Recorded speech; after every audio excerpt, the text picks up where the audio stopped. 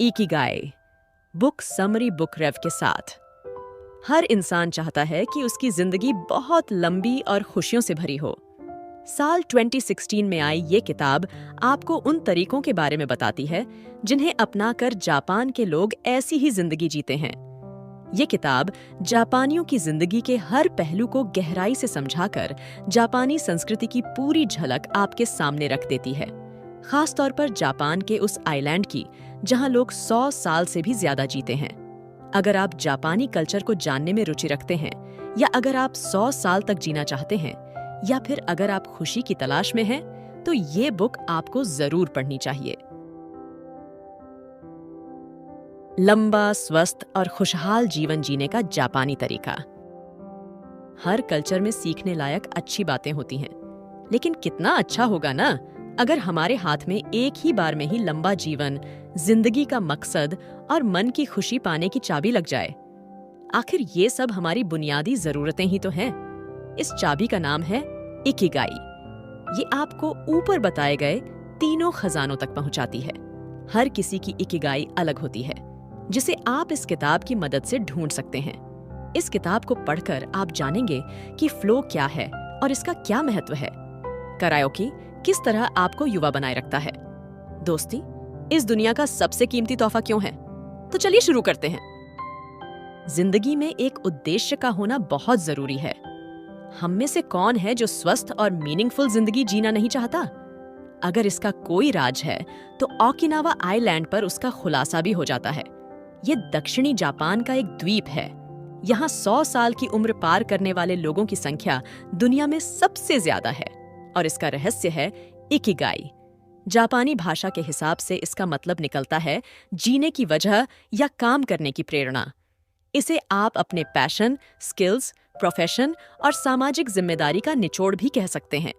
ज्यादातर जापानियों का मानना है कि हर किसी के पास उसकी एक इकिगाई यानी डेस्टिनी होती है, और उनका जन्म इसे पाने के लिए होता है। कुछ इसीलिए ओकिनावा के लोग अपने हर काम को बहुत मेहनत और ध्यान से करते हैं। लेखकों को ओकिनावा की किसी पेंट ब्रश फैक्ट्री में एक महिला मिली। उसने सारी जिंदगी ब्रश में एक एक बाल को परफेक्शन के साथ जोड़ना सीखते हुए। इकिगाई लंबे जीवन का रास्ता बनाती है, यानी अगर आपने जॉब को अपना इकिगाई बनाया है तो आपको रिटायरमेंट का ख्याल ही नहीं आना चाहिए। और अगर किसी तरह की हॉबी आपकी इकिगाई है जिससे आपको खुशी मिलती है, तो उसे कभी छोड़िए मत। ओकिनावा के लोग इस नियम का पूरी तरह पालन करते हैं, और इस वजह से उम्र के आखिरी सालों तक एक्टिव रहते हैं। अगर उनको जबरन रिटायर कर भी दिया जाता है तो वो व्यस्त रहने के कुछ न कुछ तरीके ढूंढ ही लेते हैं, जैसे कि गार्डनिंग या कोई सामाजिक गतिविधि इत्यादि। और इस पक्के इरादे की वजह से उनको फायदा भी मिलता है।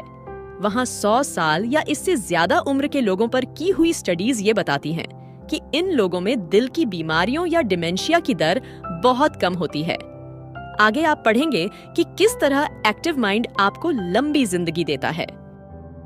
इस बात को मेडिकल साइंस भी मानता है कि अच्छी जिंदगी के लिए मानसिक और शारीरिक सेहत बहुत जरूरी है।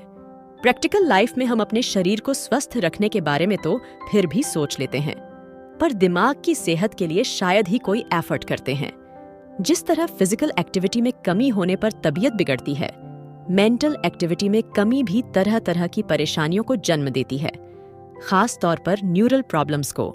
इसलिए दिमागी कसरत भी उतनी ही जरूरी है। न्यूरोसाइंटिस्ट श्लोमो ब्रेजनिट्स का तो यहाँ तक कहना है कि बढ़ती उम्र के साथ लोगों के ब्रेन की फ्लेक्सिबिलिटी कम होने की एक बड़ी वजह यह है कि वे कुछ नया सीखने या करने की कोशिश ही नहीं करते। उनको अपने पुराने रूटीन या लाइफस्टाइल की इतनी आदत पड़ जाती है कि इसे बदलने को लेकर वो बिल्कुल ईजी नहीं होते। शरीर के लिए कई तरह के वर्क आउट होते हैं, पर दिमाग का वर्क आउट कैसे किया जाए? असल में ये बहुत आसान है। चेस या कार्ड जैसे माइंड गेम बहुत मददगार साबित होते हैं। अगर आप घर से बाहर जाकर लोगों से मिलते हैं और सोशल सर्कल बढ़ाते हैं, तो इससे बेहतर उपाय और कुछ नहीं हो सकता। लंबे जीवन का दूसरा रहस्य है तनाव से दूर रहना। बहुत सी स्टडीज इस बात को साबित करती हैं कि तनाव प्री मैच्योर एजिंग को जन्म देता है, क्योंकि स्ट्रेस आपके शरीर और दिमाग दोनों की सेल्स को डैमेज करता है। हिडलबर्ग यूनिवर्सिटी में इस पर एक स्टडी की गई। एक डॉक्टर से बहुत कठिन जॉब इंटरव्यू लिया गया और उसे गणित के मुश्किल सवाल हल करने के लिए दिए गए। इसके बाद उसके खून की जांच की गई। उसमें पाया गया कि इंटरव्यू के तनाव की वजह से खून में उसी तरह से एंटीबॉडी रिलीज हुई जैसी किसी बैक्टीरियल या वायरल इन्फेक्शन में होती है। अगर सच में ऐसा इन्फेक्शन होता तो इन एंटीबॉडीज का टारगेट उस पर होता, लेकिन यहाँ तो एंटीबॉडीज हेल्दी सेल्स पर ही अटैक करके एजिंग को सामान्य से तेज कर देंगी। इसलिए जितना हो सके तनाव से दूर रहें। इसके बहुत आसान तरीके हैं। आप माइंडफुल रहने की आदत डालिए, योग और कसरत कीजिए। इन सब से आप रिलैक्स होते हैं और अपने शरीर और दिमाग पर ज्यादा अच्छी तरह फोकस कर पाते हैं। ये सारे तनाव से बचने के तरीके हैं। लेकिन ऐसे लोग क्या करें जिनको तनाव ने पहले ही बुरी तरह तोड़कर रख दिया है? मोरिटा थेरेपी तनाव से उभरने में बहुत मदद करती है। आज जिस तरह की लाइफस्टाइल हम जी रहे हैं, उसकी वजह से चिंता, तनाव और हारा हुआ महसूस करने जैसे हालात बढ़ते ही जा रहे हैं। जापान भी इससे अछूता नहीं रहा है, लेकिन वहां लोगों के पास इसका एक उपाय भी है। इससे आप भी फायदा ले सकते हैं। इसकी खोज बुद्धिज्म को मानने वाले एक साइकोथेरेपिस्ट शोमा मोरिटा ने की थी। इसे क्रॉनिक एंजाइटी, तरह तरह के ऑब्सेशन और कंपल्शन के इलाज के लिए ढूंढा गया था, लेकिन ये तनाव से राहत देने में भी बहुत मदद करती है। बहुत सी थेरेपीज में जहां पॉजिटिव सोच पर जोर दिया जाता है, मोरिटा थेरेपी उल्टे ढंग से काम करती है। इस थेरेपी में लोगों को उनकी भावनाओं पर फोकस करके स्वीकार करना सिखाया जाता है। यानी आपके मन में जो कुछ चल रहा है उसे बदलने की कोशिश किए बिना स्वीकार कर लीजिए, और इसके बाद अगला कदम होता है नई और अच्छी भावनाओं को जन्म देने का, जो कि धीरे धीरे पुरानी। इस थेरेपी के 4 चरण होते हैं। शुरुआत होती है पूरी तरह रिलैक्स होने से। लगभग 1 हफ्ते तक मरीज को बिस्तर पर आराम से लेटे रहने को कहा जाता है। उसे ध्यान भटकाने वाली हर चीज से दूर रखा जाता है, जैसे मीडिया, मिलने जुलने वाले लोग। उसे ज्यादा बात भी नहीं करने दी जाती। एक साइकोथेरेपिस्ट उसे समय समय पर मिलने आते हैं और उसकी कंडीशन देखते रहते हैं, और वह व्यक्ति बस अपने मन में चल रहे विचारों पर ध्यान देता रहता है।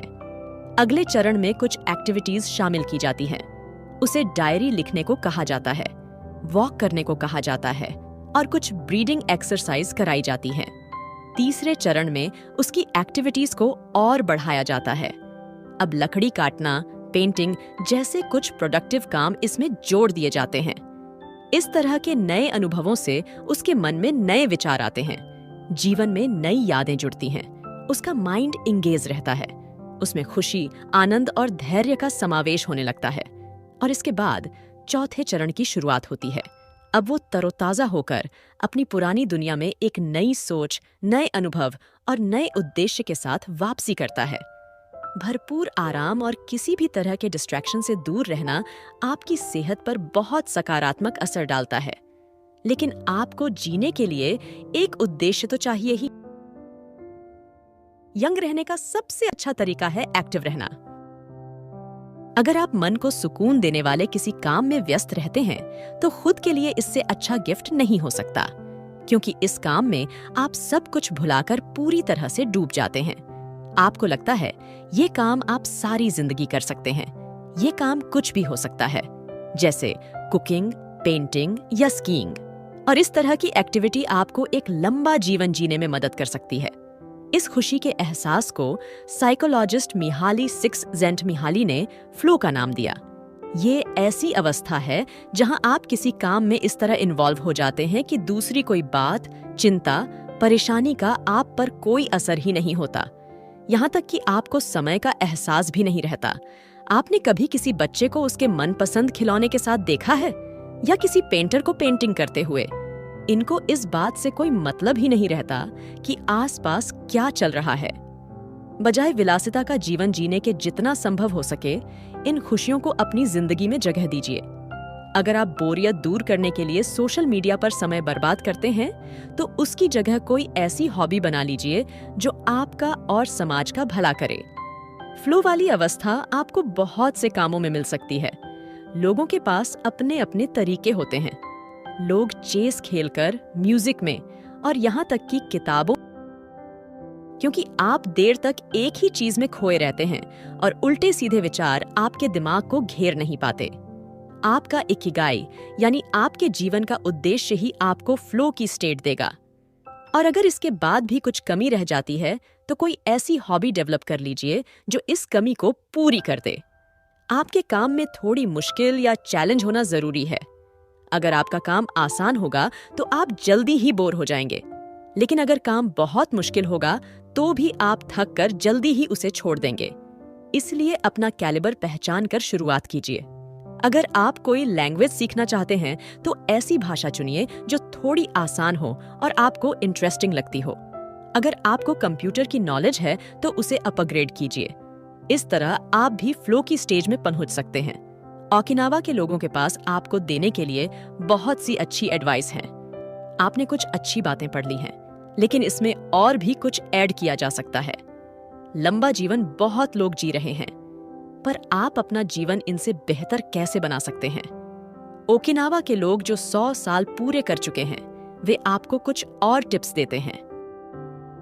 पहली सलाह ये है कि आप बेफिक्र होकर जीना शुरू कीजिए और हर किसी का अभिवादन करने की आदत डालिए। भले ही आप लोगों को न जानते हों, उनसे मुस्कुराकर और दिल खोलकर मिलिए। उनका मानना है कि इस तरह आप बहुत से दोस्त बनाते हैं। आप बच्चों के साथ बच्चे बन जाते हैं। जब आप बुजुर्ग होने लगते हैं तो भी इनसे मेल जोल बना रहता है और आप कभी अकेलापन महसूस नहीं करते। इस तरह आपका दिल हमेशा युवा बना रहता है।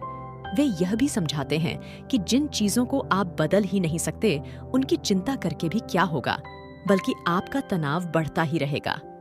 मान लीजिए आप अपने करियर से खुश नहीं हैं। इसकी चिंता में घुले रहने पर आप अपनी परफॉर्मेंस खराब ही करेंगे। इससे बेहतर ये होगा कि आप कोई नई स्किल सीखकर अपने करियर को एक नई दिशा दें। ओकिनावन अच्छी आदतें डालने की सलाह भी देते हैं। सुबह जल्दी उठना अच्छा होता है। कुछ समय तक आपको इसके लिए एफर्ट करने पड़ेंगे, लेकिन एक दिन आपको इसकी आदत पड़ जाएगी। इसके फायदे इतने हैं जिसे गिनना मुश्किल है। लेकिन अगर आप 1 घंटा जल्दी उठ जाएं, तो सोचिए इतनी देर में कितना काम निपटा सकते हैं। आप सुकून से अपनी चाय का मजा ले सकते हैं, गार्डन और घर को संवार सकते हैं, अपनी हॉबी को टाइम दे सकते हैं।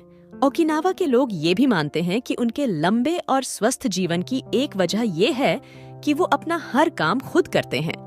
सब्जियां उगाते हैं, खाना बनाते हैं, घर की सफाई करते हैं। दोस्ती और अपनेपन के रिश्ते को ये लोग सबसे महत्वपूर्ण समझते हैं। इस वजह से अपने पड़ोसियों से घुल मिलकर रहते हैं और रोज उनके साथ समय बिताते हैं। ओकिनावन भोजन में बहुत वैरायटी होती है, लेकिन पोर्शन छोटे होते हैं। जापान के लोगों की औसत आयु दुनिया में सबसे ज्यादा होती है और ओकिनावा के लोग बाकी जापानियों से भी लंबा जीवन जीते हैं।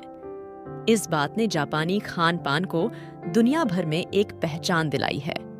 ryukyus यूनिवर्सिटी के एक हार्ट स्पेशलिस्ट मकोटो सुजुकी ने 70 के दशक में ओकिनावा के लोगों के भोजन पर बहुत सी स्टडीज की है। इसमें सबसे पहली बात यह है कि इनके भोजन में बहुत वैरायटी होती है। यहाँ कम से कम 206 तरह के भोजन होते हैं, जिसमें बहुत से हर्ब्स और मसाले शामिल हैं।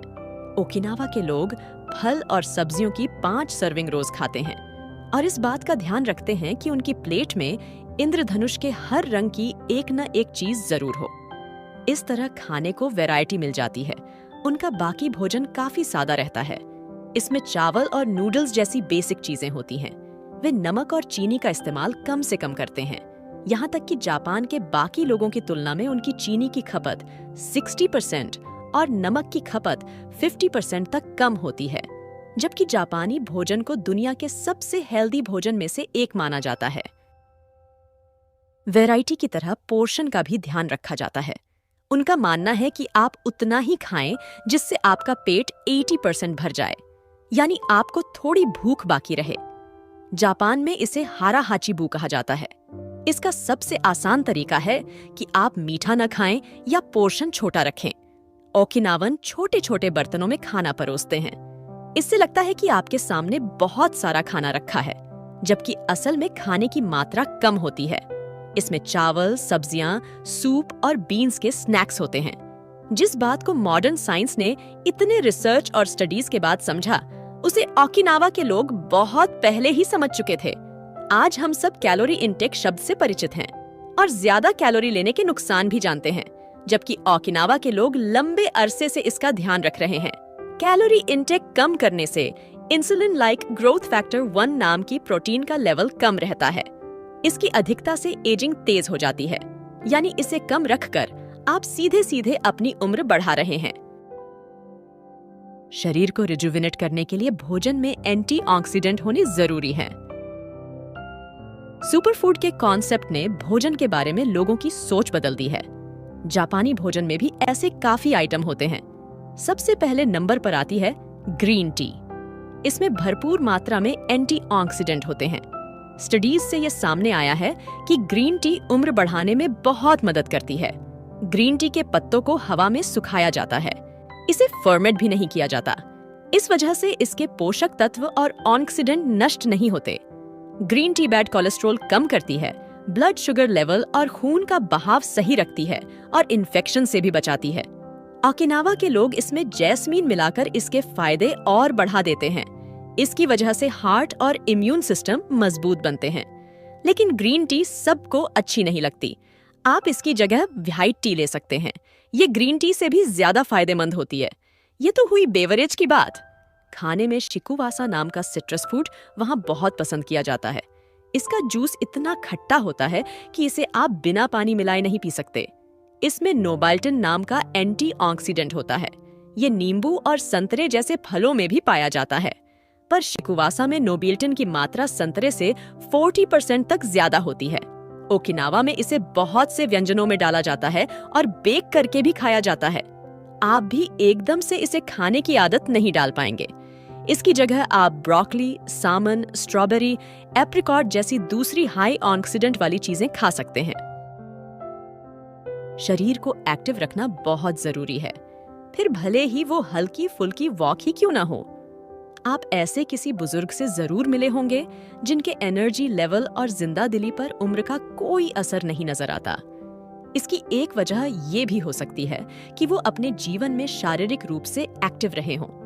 असल में शरीर का गतिमान रहना जरूरी है और इसके लिए हेवी एक्सरसाइज करने जैसा कोई नियम नहीं है।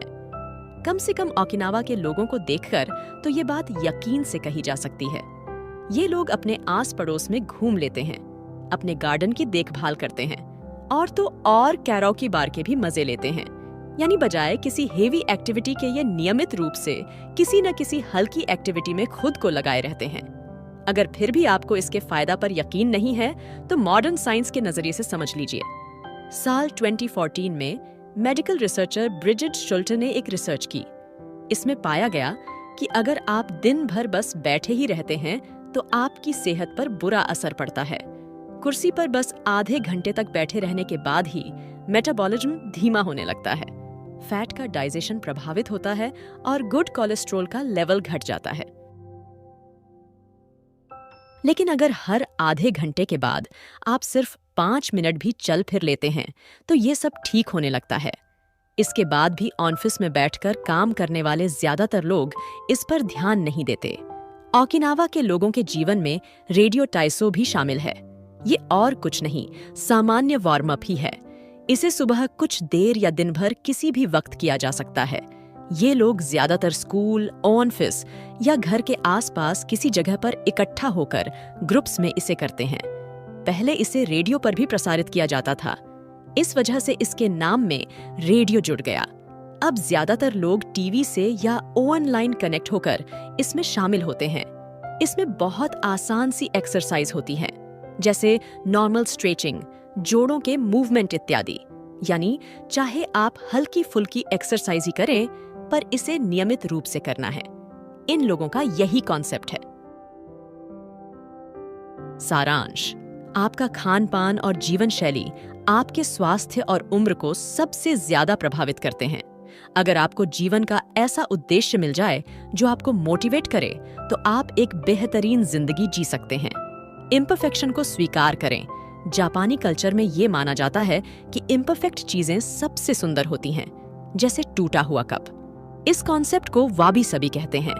इसकी मदद से आप जिंदगी को और खुशी के साथ जी सकते हैं। परफेक्शन की खोज में भटककर अपना समय और चैन बर्बाद करने से अच्छा है कि आप जिंदगी को उसकी कमियों के साथ स्वीकार कर लें। इस सोच की वजह से आप ज्यादा एनर्जेटिक होकर और कम तनाव लेकर एक लंबा जीवन जी सकेंगे। Excited about the profound insights from our Ikigai exploration? अगर आप इसे और गहराई से समझना चाहते हैं तो आप वीडियो डिस्क्रिप्शन में दिए गए एफिलिएट लिंक का उपयोग करके बुक प्राप्त कर सकते हैं। इन लिंक्स के माध्यम से समर्थन देने से आप हमारे कम्युनिटी को बढ़ने और मूल्यवान सामग्री लाने में सहारा करते हैं। ग्रैब योर कॉपी, अपने इकिगाई की यात्रा पर प्रस्तुत रहें और हमारे समुदाय का हिस्सा बनने के लिए धन्यवाद।